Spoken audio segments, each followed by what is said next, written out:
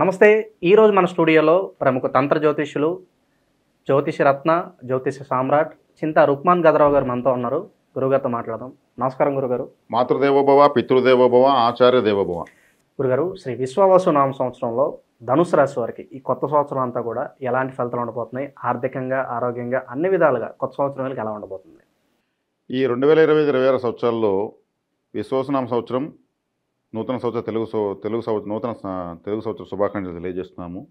అదేవిధంగా ఈ సంవత్సరం ఈ రాశి వాళ్లకు ఆదాయం 5, వ్యయం 5, రాజ్యపూజ్యం 1, అవమానం 5.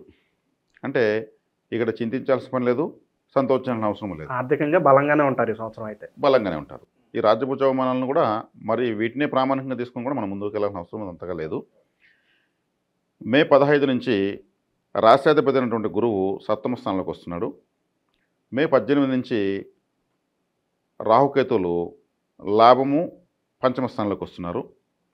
ఇక ఆల్రెడీ 4వ ఇంటికి శని భగవాన్ వారు అర్ధాష్టమ శనిగా ప్రవేశించారు. ఈ దీర్ఘకాలిక సంచార గ్రహాల యొక్క ప్రభావం చూసుకుంటే వీళ్లకు విశేషమైన రాజయోగం అని చెప్పాలి. రాజయోగం అంటే ఎలాంటి రాజయోగం అనుకోవచ్చు? రాహు లాభంలోకి రావడము, సప్తమంలోకి రాశిని చూస్తూ రాశ్యాధిపతి రావడము, అర్ధాష్టమ శని ఉన్నా కానీ రాహు గురుబలాల మధ్యలో ప్రస్తుత ప్రభావం చూపించదు. అంటే ఆయన అర్ధాష్టమంలో ఉన్న 4వ ఇంట్లో ఉన్న 4వ ఇంటి అధిపతి చక్కగా దిగ్బలాన్ని పొంది రాశిని చూస్తున్నాడు. కాబట్టి ఈ రాశికి ఈ సంవత్సరము ఎటువంటి తాకడలు పెద్దగా ఉండవు. తండ్రికి సంబంధించినటువంటి తండ్రి పితృ కార్యాలు వీళ్ళు ఖచ్చితంగా చేసుకోవాల్సి వస్తుంది. ఈ సంవత్సరము పితృపరిహారాలు ఖచ్చితంగా చేసుకోవాలి. అదే ఏమన్నా దోషాలు ఏమైనా ఉన్నా కూడా దానికి సంబంధించిన పూజలు ఎలాంటివి చేసుకోవాలంటున్నారా? ఖచ్చితంగా చేసుకోవాలి. కులదైవారాధన, పితృదేవతారాధన ఖచ్చితంగా చేసుకుంటే వీళ్లకు చాలా చాలా మంచిది. ఎందుకంటే కాలపురుషునికి 9వ స్థానము పితృస్థానము ధనస్సు. ఈ ధనస్సుకి పితృస్థానము సింహము. సింహరాశికి అధిపతి పితృకారకుడు రవి. అంటే ఉభయ పితృకారకత్వము ఈ రాశికి వస్తుంది. ఇక్కడ ఈ రాశికి పితృ స్థానంలో కేతు ఉన్నాడు. కాబట్టి అక్కడ కేతువు అంత కంఫర్ట్ ఏం కాదు. కాబట్టి పితృపరిహారాలు ఖచ్చితంగా చేసుకోవడం చాలా ఉత్తమం. ఈ పితృపరిహారాలు కూడా వీళ్ళు కాశీ, గయ లాంటి గొప్ప పుణ్యక్షేత్రాలు చేస్తూ ఉంటారు. ఆల్రెడీ అక్కడంతా కూడా 3 తరాలు పితృదేవతలు రిలాక్స్ అవుతారు. అదే తిరువల్లం అనేటువంటి ఒక క్షేత్రం ఉంది. త్రివేంద్రం, కేరళలో త్రివేంద్రం అనేటువంటి సిటీలో తిరువల్లం అనే ఒక ఏరియా ఉంది. జస్ట్ బస్ స్టాండ్ నుంచి ఒక 3 కిలోమీటర్ల దూరంలో పరశురామ క్షేత్రం. అక్కడ ఆలయంలో పరశురాముల వారు, ఆదిశంకరాచార్యుల వారు పితృతర్పణాలు చేశారు. 21 తరాలు పితృదేవతలు రిలాక్స్ అవుతారు. అంటే ఎంత బెనిఫిట్ ఉంటుంది వాళ్ళకి తెలియకనా వేరే చోట పితృపరిహారాలు ఇవ్వడానికి. గొప్పవాళ్ళు కదా. ఆదిశంకరాచార్యులు ఆది గురువు అయిన పరశురాముల వారు శ్రీరాముడి కన్నా ముందున్న అవుతారు. అక్కడ పరశురాముల వారు ఆలయం ఉంది. ఆలయంలోనే పితృతర్పణలు వెళ్తారు. ఈ ధనుసు రాశి వాళ్ళు జన్మతః పితృదోషణ కలిగి ఉంటారు. జన్మతః కులదైవానుగ్రహం లేకుండా ఉంటారు. మొదటి సంతానం వ్యతిరేకంగా ఉన్నటువంటి రాశుల్లో ధనుసు రాశి వాళ్ళు ఉంటారు. కాబట్టి వీళ్ళు చక్కగా అక్కడికి వెళ్ళి ఏదైనా అమావాస్యకు, లేదంటే మకా నక్షత్రం రోజు, మకా నక్షత్రం పితృ నక్షత్రం, అమావాస్య పితృతిథి, ఈ 2 రోజుల్లో ఎప్పుడైనా వీళ్ళు వెళ్ళి అక్కడ ఇవ్వడం చాలా మంచిది. ఇక ఆర్థికంగా బలంగానే ఉన్నప్పటికీ కాస్త మిశ్రమ ఫలితాలు, జాగ్రత్తగా ఉండాలంటే ఏ విషయాల్లో అంటారు వీళ్ళకి ఈ సంవత్సరం? వీళ్ళు గృహ వాహన విషయాల్లో, ఆస్తులు, స్థిరాస్తులు విషయాల్లో, బంధువుల విషయాల్లో, సొంత గ్రామంలో వీళ్ళకు సమస్యలు వచ్చేదానికి అవకాశాలు ఉంటాయి. సో అయిన వాళ్ళే ఎదురు తిరగడం కావచ్చు, ఖచ్చితంగా స్పర్ధలు, కుట్రలు, కుతంత్రాలు జరుగుతాయి.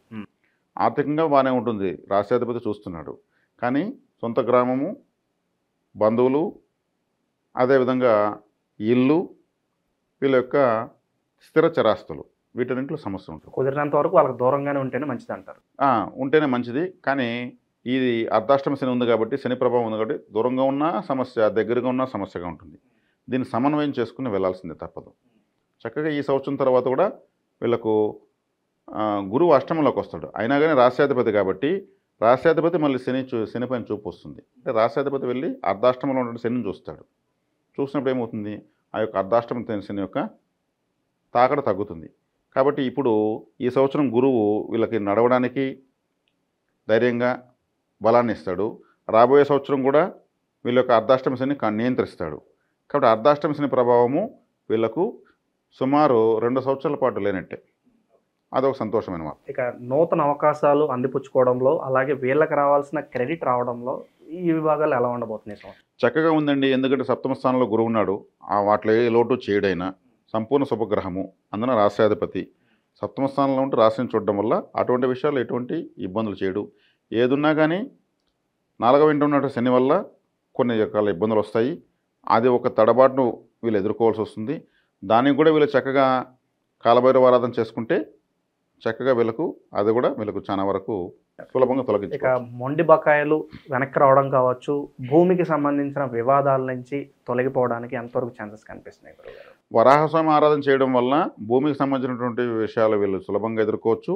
మొండి బకాయిలు వెనక్కి రావాలంటే వీళ్ళు ఎంతో కొంత వస్తుంది కానీ అంతా రాదు. ఎందుకంటే ఇచ్చేవాడి జాతకంలో కూడా గ్రహాలు బాగుండాలి. ఎంత వచ్చినా సరిపెట్టుకోవడం, ఇంకా ఎంతో అంతే. కొంత వచ్చిందిలేరా అనుకోవడమే. అంతే. శుభకార్యాల పరిస్థితి ఏంటంటారు? శుభకార్యాలు చక్కగా వీళ్ళకి అన్నీ అవుతాయి. సప్తమ స్థానంలో సంపూర్ణ శుభగ్రహం గురువు ఉండడం వల్ల శుభకార్యాలు అవుతాయి. అర్ధాష్టమ శని వల్ల శుభకార్యాల రీత్యా ధన వ్యయం అయితే ఎక్కువ జరుగుతుంది. కానీ ఆయన ఖర్చు అయినా కానీ ఇప్పుడు ఖర్చు కానీ ఏ కార్యం జరగదు కదా. కాబట్టి అర్ధాష్టమ శని ఏం చేస్తాడు? ఇబ్బందులు పాలు చేయాలి. ఇబ్బందులు పాలు చేయాలంటే డబ్బు ఖర్చు అవ్వాలి. డబ్బు ఖర్చు అంటే ఎక్కడ అవుతుంది? శుభకార్యాలకు అవుతుంది. శుభగ్రహం సప్తమంలో ఉంది. శుభకార్య రీత్యా ధన వ్యయం అని చెప్పచ్చు. సో ఏమైనా ఇబ్బంది ఉన్నా కూడా ఆ టైంకి ఆ డబ్బు వచ్చేస్తుంది అంటారు ఖచ్చితంగా. వస్తుంది. లేకపోయినా కానీ అపురూపంలో దొరుకుతుంది. ఇక ఆరోగ్యపరంగా ఎలా ఉంటుంది? అండ్ విదేశాలకు వెళ్ళాలనుకునే వాళ్ళకి శుభవార్త ఉందా ఈ సంవత్సరం? విదేశాలకు వెళ్ళాలనుకుంటే శుభవార్త ఉంది. దానికి సంబంధించిన గ్రహము తృతీయ స్థానంలో దిగ్బలాన్ని పొంది రాహు ఉన్నాడు. రాహు విదేశీ ప్రయాణ అవకాశాన్ని ఇస్తాడు. చతుర్థ స్థానంలో వీళ్ళకి షష్టగ్రహ కూటమి జరిగింది కాబట్టి అందుకే నేను బంధువులు, గృహము, ఆస్తులు, వీళ్ళ యొక్క గ్రామము ఇవన్నీ ఇబ్బంది అని చెప్పాను. ఆ స్థానంలో షష్టగ్రహ కూటమి జరిగిందని అందువల్ల. కాబట్టి వరాహస్వామి ఆరాధన విశేషంగా చేయాలి. ఆ వరాహస్వామి ఆరాధన చేయడం వల్ల వీళ్ళకు మంచి ఫలితాలు ఉంటాయి. తిరుచెందూరు సుబ్రహ్మణ్య ఆరాధన చేయడం వల్ల కూడా మంచి ఫలితాలు ఉంటాయి. ఓవరాల్గా ఈ ధనుసు రాశి వారికి సంవత్సరం అంతా కూడా ఎలాంటి ఫలితాలు ఉంటాయి అనేది మీ మాటలు అద్భుతంగా వివరించారు గురుగారు. ధన్యవాదాలు. ధన్యవాదాలు.